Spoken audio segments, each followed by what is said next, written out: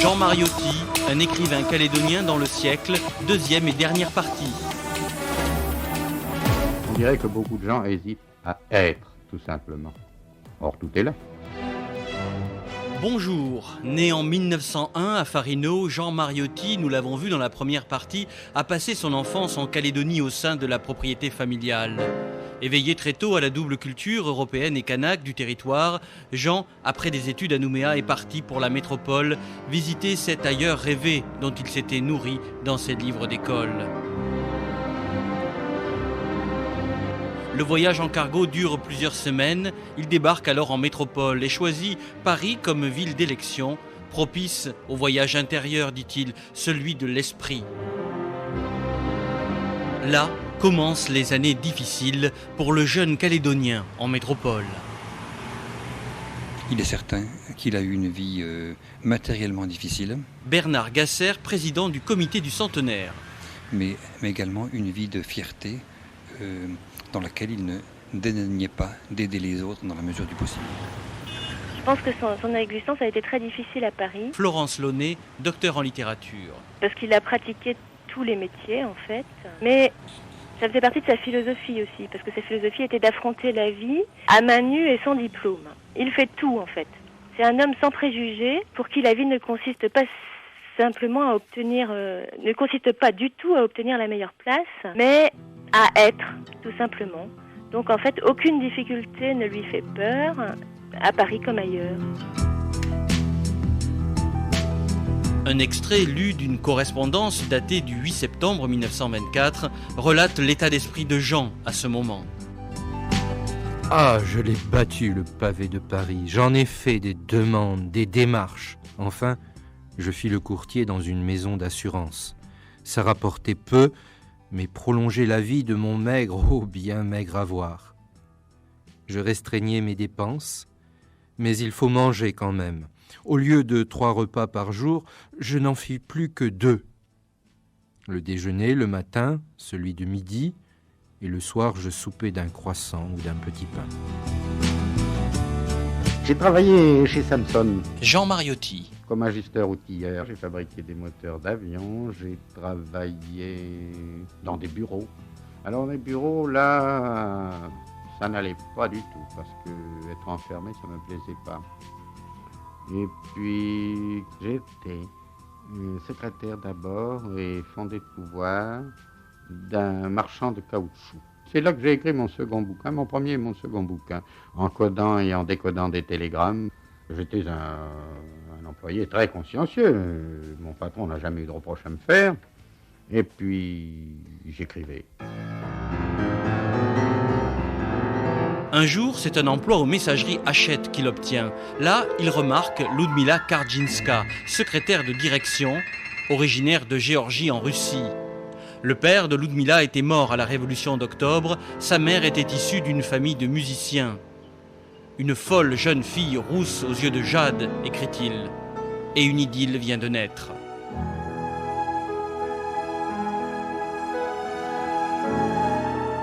Ludmila, c'était une personne, moi je ne peux pas dire que j'ai vraiment percé son caractère. Félix Déméné, neveu de Jean Mariotti. C'était une demoiselle de l'aristocratie russe.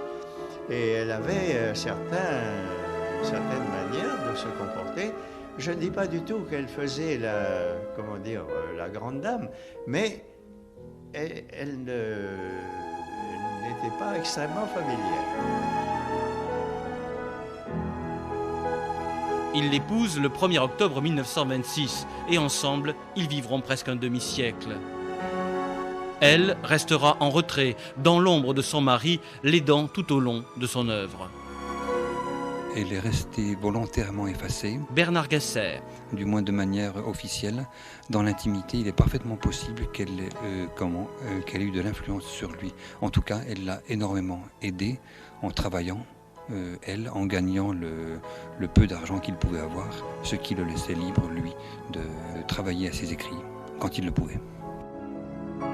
En fait, elle était très fière de lui. Florence Launay. Et elle l'a poussé à écrire.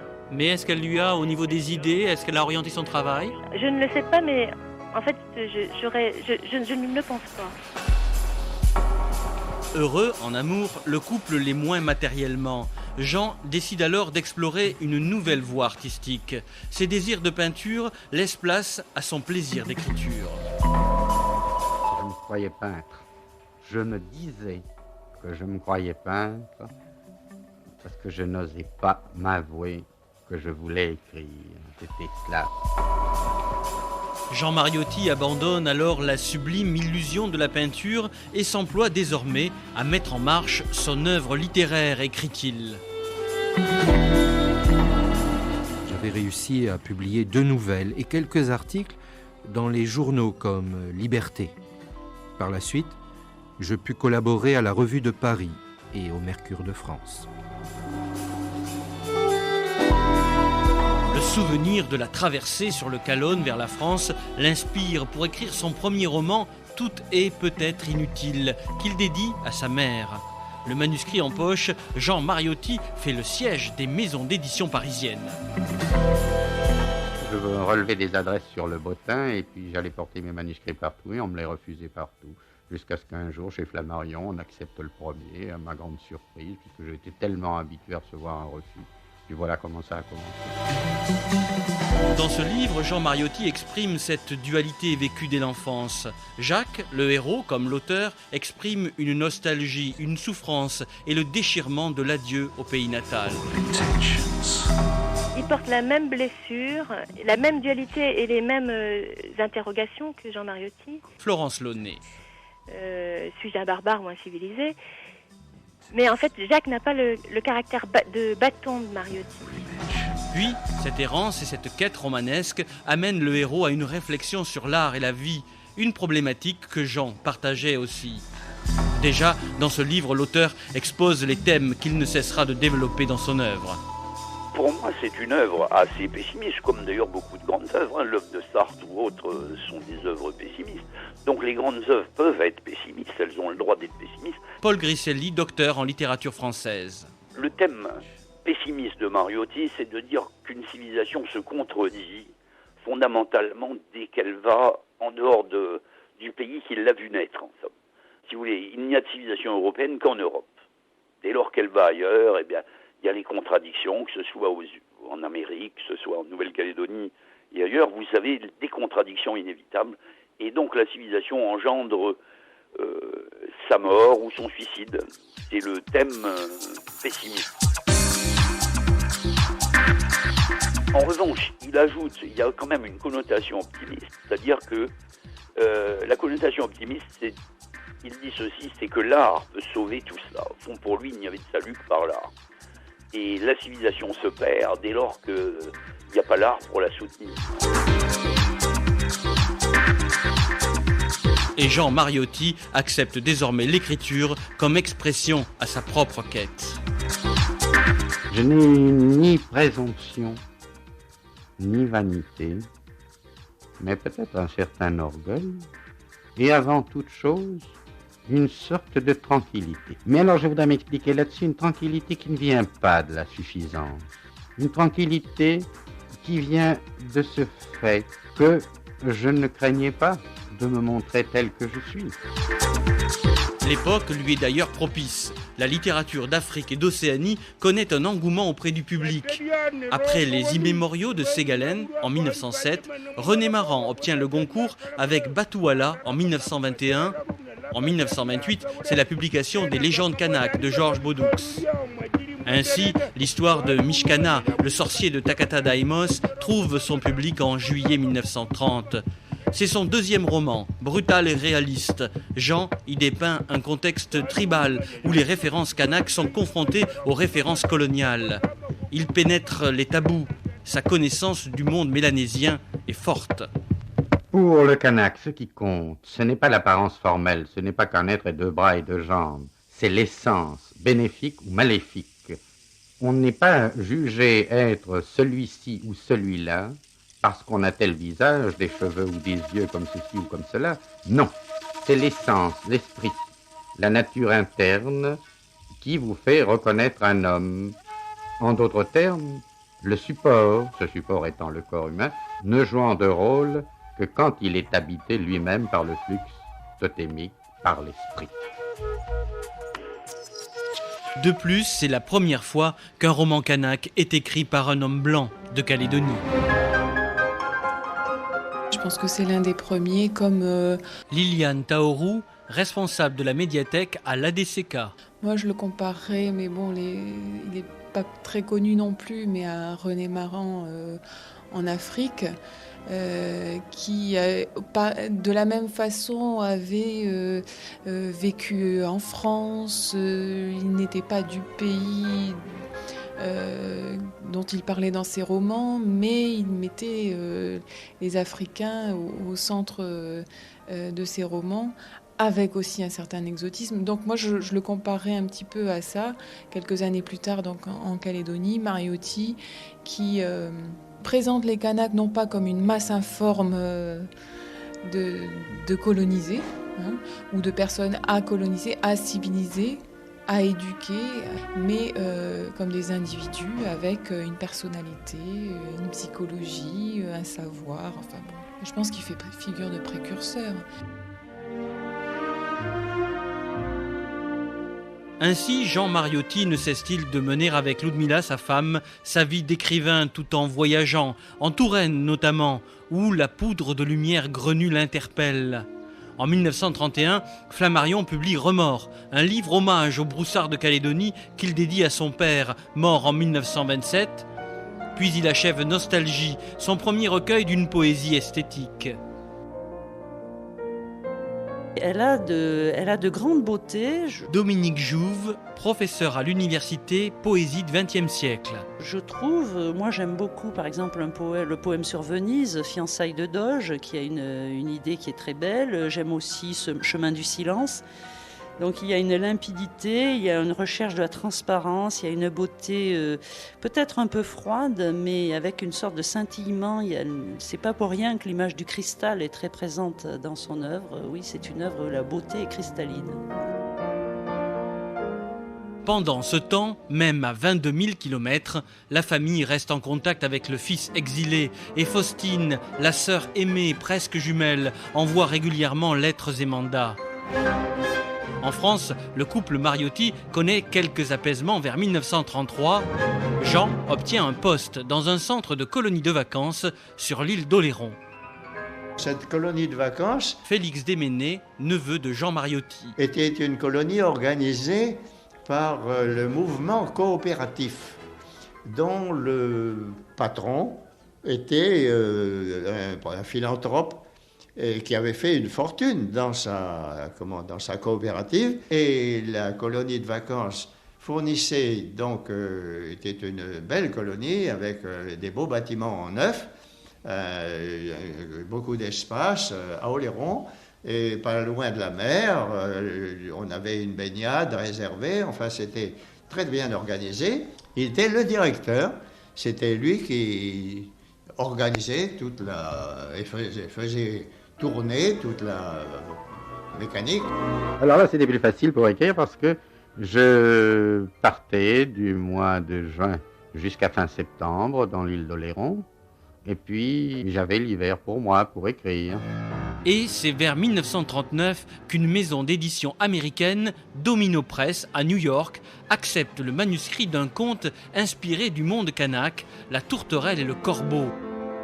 Les éditions Stock ne sortiront les contes de Poindy que plus tard sous l'occupation, car pour l'heure, la guerre éclate. Jean part au front, comme l'homme de la rue, dit-il, en soldat de 2e classe. En mai 1940, il est fait prisonnier et déporté en Allemagne au camp de Fallingsbottel. Matricule XICXB. 2 ans de captivité qui lui donnent l'opportunité de jeter les bases de ce qui sera son roman, À bord de l'incertaine. Mais cette captivité angoisse Jean Mariotti. La faim, la barbarie, l'inaction lui pèsent. Une fois en captivité, au début de la captivité, un officier allemand était complètement en foudrage, il avait fait dresser tous les hommes, et il s'est passé de l'un à l'autre en nous brandissant le pistolet sous le nez, comme ça. J'ai donc été tenu, on ne peut pas évaluer le temps dans des circonstances pareilles. Ça m'a paru assez long quand même. Eh bien, je revois encore le canon de ce pistolet automatique qui brandissait devant ma figure, pas seulement moi, mais l'un et l'autre.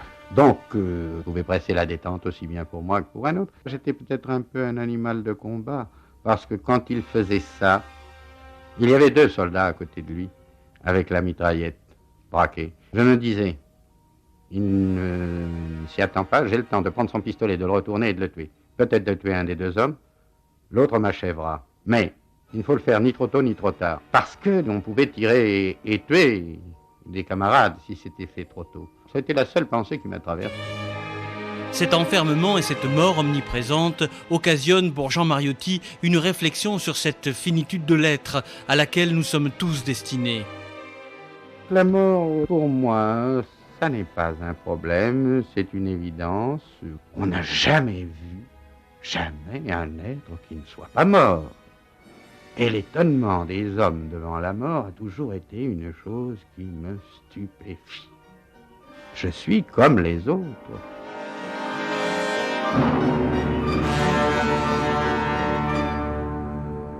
En 1942, Jean Mariotti s'évade avec des soldats de toutes nationalités et entre en résistance.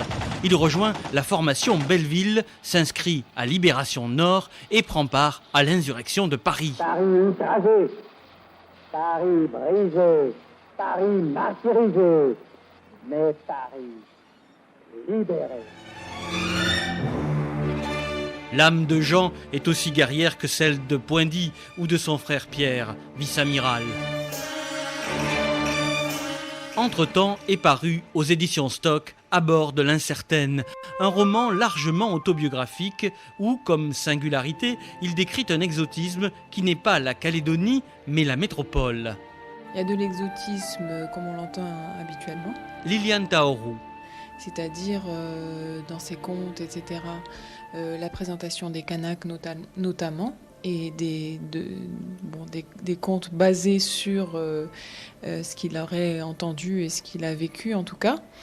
Et puis il y a ce qui est peut-être plus original, l'exotisme à rebours pour quelqu'un qui a écrit au milieu du siècle, on va dire en gros, ou avant, et qui présente en fait l'Europe comme quelque chose d'étrange, de merveilleux aussi.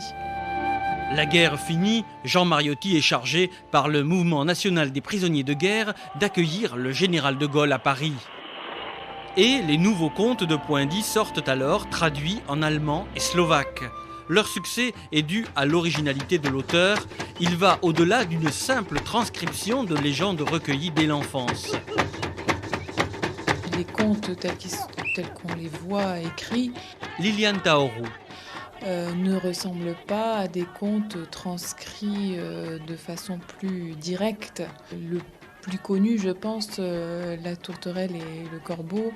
On voit des récits emboîtés, par exemple. Et c'est même dans la construction du conte quelque chose de tout à fait Mariotti plutôt que Wachuma. Poindy, c'est le plus jeune fils. Jean Mariotti. D'une famille de chefs, le dernier de la lignée, le premier, le fils aîné, succédera au chef. Il participe donc des dieux, des puissances terribles, de la justice, de la guerre, de tout ce que vous voulez. Alors que le Poindy, lui, représente le clan des maternelles. Il représente le totem, tout simplement, mais il représente surtout le côté affectif de ce totem et son nom véritable. C'est le cœur de la tribu. Il est le cœur de la tribu, mais le cœur dans ce que le cœur peut représenter de sensible. Il a vu, il a entendu. Pasteur Bienela-Ambouy. Il a senti avec les oreilles, les yeux, le nez de sa mère adoptive, qui est donc kanak. Et je pense que c'est ce qui explique qu'il ait cette facilité de parler, même d'inventer. Certains disent qu'il a inventé, même d'inventer des contes kanak. Et moi, en tant que kanak, je m'y retrouve très bien. je n'ai, à un moment donné, j'ai été un peu, dubitatif. Je me dis, mais comment un non-kanak pouvait-il parler, écrire sur un conte kanak? Et au fur et à mesure que je lisais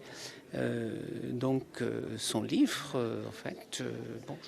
j'ai fini par taire mon agressivité pour écouter en fait ce que j'aurais pu entendre d'un kanak ancien. Et vient le temps du retour.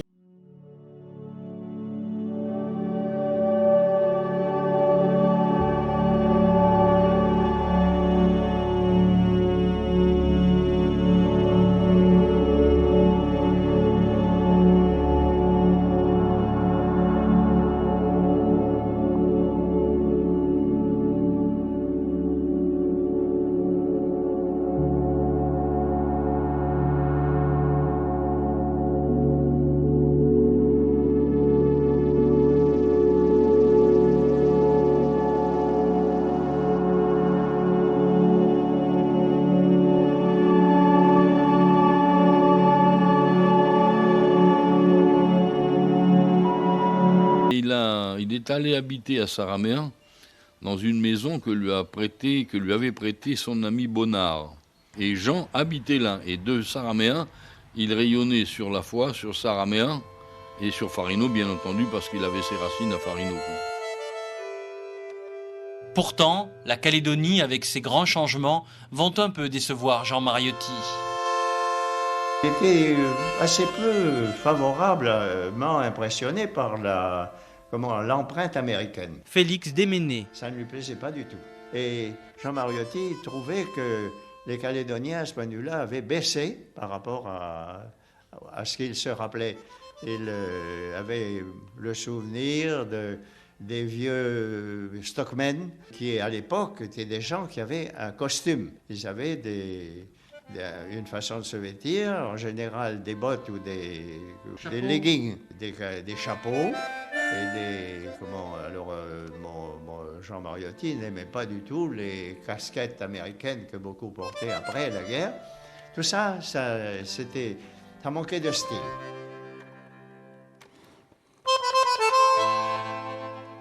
Il a été assez déçu par la Calédonie qu'il avait retrouvée après des années. Henri Mariotti. Et quand il est reparti, avec son épouse d'ailleurs, il m'a dit, et ça je m'en souviens très bien, je fous le camp parce que dans ce pays, dans 20 ans, pour coucher avec sa femme, il faudra demander la permission du gendarme et du curé. Et je crois qu'il n'avait pas tort, d'ailleurs. Il avait vu juste.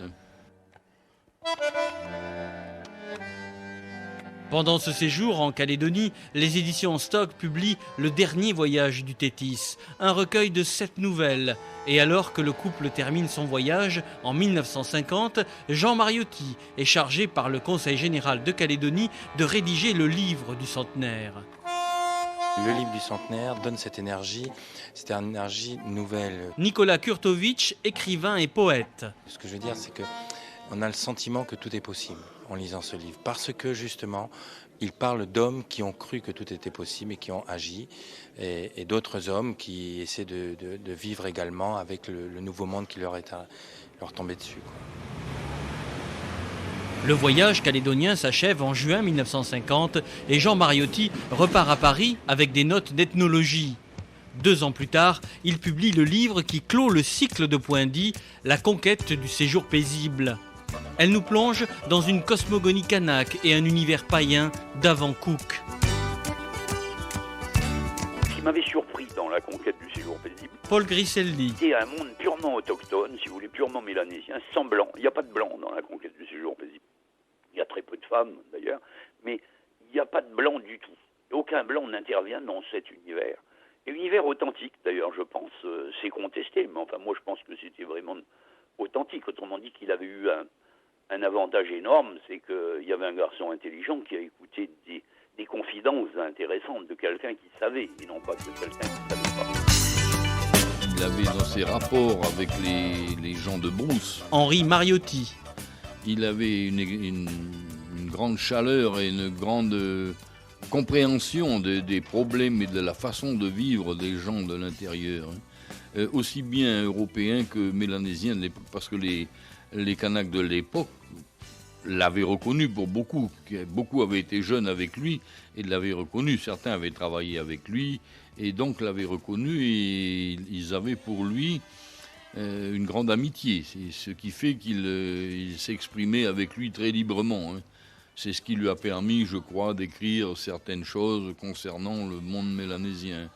Il est, à mon avis, plus qualifié que beaucoup de soi-disant ethnologues qui parlent beaucoup sans rien connaître. Le totem, c'est la puissance maternelle, femelle. Elle est gardienne et elle transmet la vie. Elle n'est là que pour la transmettre et la garder. Alors que les dieux ont les colères, la justice, la guerre, toutes les choses qui peuvent être ou mauvaises ou terribles, bonnes quelquefois aussi, le totem, lui, n'a qu'un sens, c'est le sens de la vie, de la continuité de la vie et la fraternité de la vie. Tous ceux du même totem sont frères. Voilà ce que c'est que le totem. À partir de 1957, Jean Mariotti est maintes fois décoré. La Légion d'honneur, il l'avait déjà reçue. Alors, il devient chevalier des arts et lettres. Puis il est nommé vice-président de la Société des gens de lettres. Eh bien, moi, je dirais qu'il était à peu près inchangé extérieurement. Félix Déméné. Physiquement, il faisait toujours l'effet d'un jeune homme. Enfin, évidemment, il ne ressemblait plus tout à fait au jeune homme de 22 ans quand il est parti. Mais depuis l'époque de 37, quand je suis arrivé en France, et jusqu'à ce moment-là, je dirais qu'il n'y avait pas une grosse différence. L'homme était toujours le même. C'était une espèce de monument. Il avait un visage extraordinaire, marmoréen, je disais, et il n'avait pas changé. Connu et reconnu, préfacé par des grands hommes de son époque comme Macorlan ou Kléber Adens, Jean Mariotti est au sommet de la pyramide. Pour moi, l'écriture a été toujours quelque chose qui est voisin du plaisir de bâtir. Son dernier roman, Daphné, paraît alors en 1959 chez Gallimard. Un livre des plus philosophiques dans lequel il décrit une quête individuelle et désordonnée. L'homme est face à sa destinée, c'est à nouveau le récit d'une errance. C'est lié à la structure même du roman. Florence Launay. Qui est en fait très difficile, car il y a une quête principale à laquelle s'adjoint en parallèle une foule d'autres quêtes menées par plein d'autres personnages. Et toutes ces quêtes qui sont individuelles s'imbriquent inextricablement les unes dans les autres et se contrecarrent les unes les autres, ce qui donne aux lecteurs que nous sommes l'impression d'errer dans un espèce de labyrinthe kafkaïen. En même temps, Jean Mariotti, par fidélité à son ami Roger Richard, écrit et enregistre avec lui une série de pièces radiophoniques comme Togi ou La Vallée du Silence. Puis est édité son dernier recueil de poèmes, sans titre. Ainsi, son œuvre écrite appartient-elle au patrimoine national. Jean Mariotti laisse à la littérature française le regard d'un Calédonien sur l'homme et son pays. Pour moi, ça reste la littérature de l'intériorité de l'auteur. Bernard Gasser. Dans laquelle il s'exprime en tant qu'homme, en tant que Jean Mariotti lui-même, mais surtout, il se voudrait une sorte de conscience de l'homme en général, et la double culture lui donne, d'une certaine manière, à lui, ses lettres de noblesse dans ce domaine. Il n'a rien revendiqué, mais à force de dire... Liliane Taorou. Son vécu, son rapport à la terre, à la nature, au pays, il a exprimé...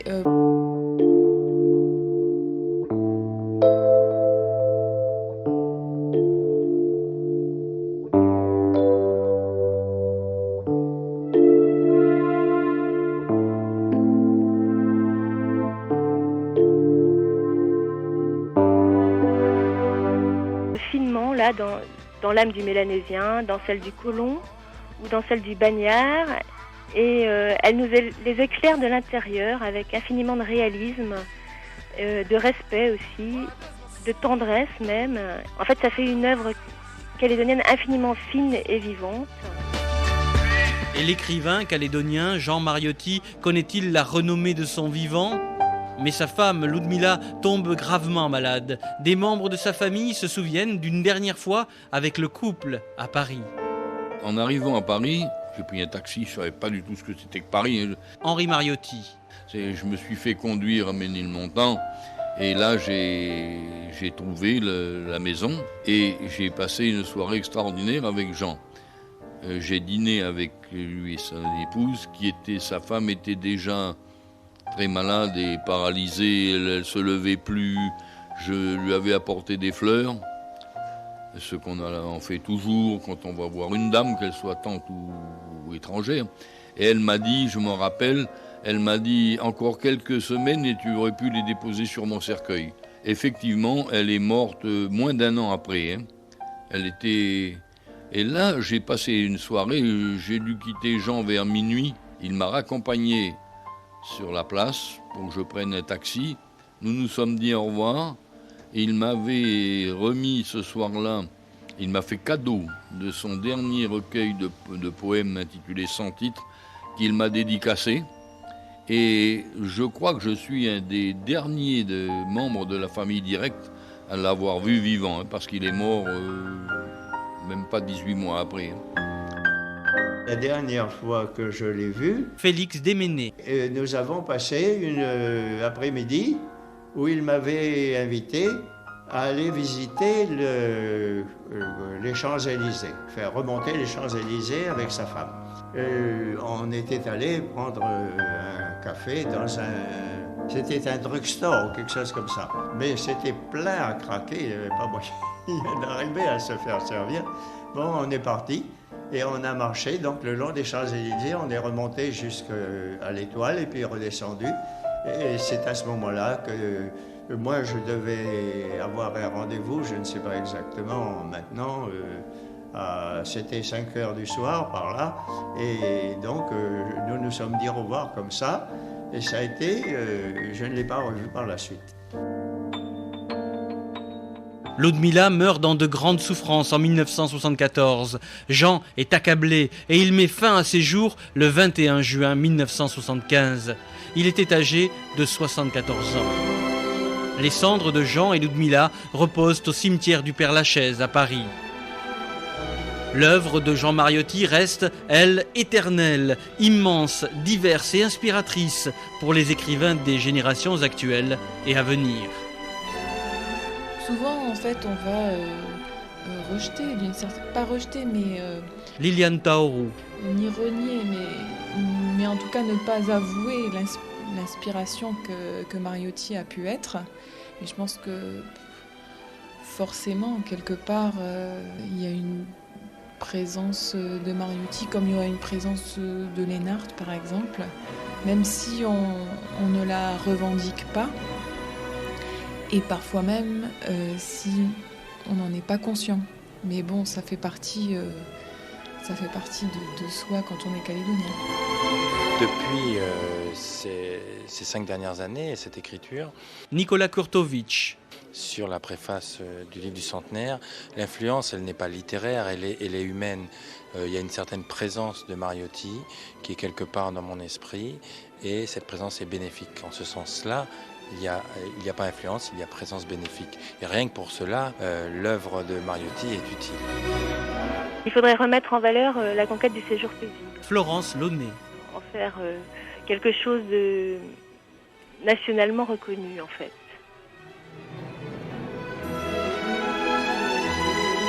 Jean Mariotti, un écrivain calédonien dans le siècle, fin de la deuxième et dernière partie. Remerciements à Frédéric Hollen pour ces textes lus de Jean Mariotti. Archives sonores au cours de ces instants de José Pivin et le bureau des rêves perdus de Louis Maulion.